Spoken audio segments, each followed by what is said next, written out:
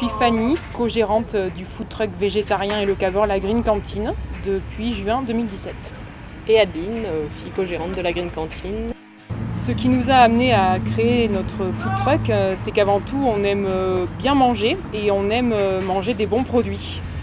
Donc c'est ce qui nous a finalement conduit à réfléchir sur une création d'entreprise toutes les deux. On a réfléchi à ce qu'on pouvait faire réellement et on a trouvé que le food truck c'était quelque chose d'accessible parce que c'était pas non plus extrêmement cher à créer. On a deux profils différents mais qui sont très complémentaires.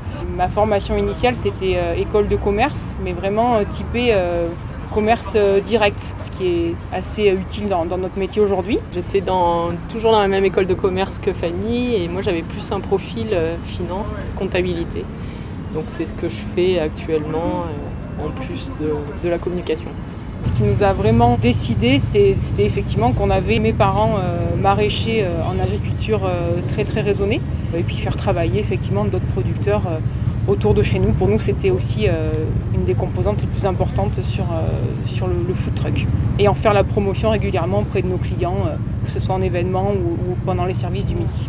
On avait le désir de construire une carte originale, justement qui allait à l'encontre de l'image un peu rébarbative du végétarisme, en s'inspirant des tendances street food qu'on peut trouver un peu partout, tout en respectant les saisons. Ce qu'on propose sur notre carte, vraiment, ce sont des classiques de la street food, mais revisités à la mode végétarienne. On peut être amené à faire un kebab végétarien, mais aussi Adeline, elle avait apporté l'idée du hot dog. Oui. Et puis, ça va être aussi des gâteaux maison qu'on propose en fonction de nos envies et des boissons bio qui sont fabriquées en local à 20 km d'ici.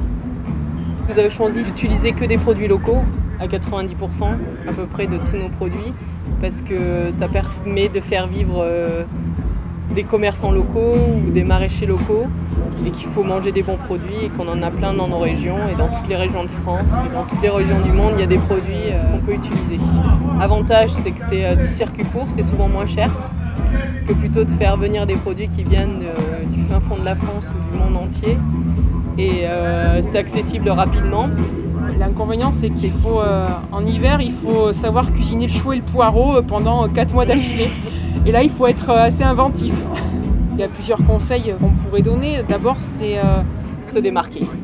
Prendre un ingrédient de base et le twister avec un autre ingrédient un peu surprise ou des épices que les gens n'ont pas l'habitude de voir.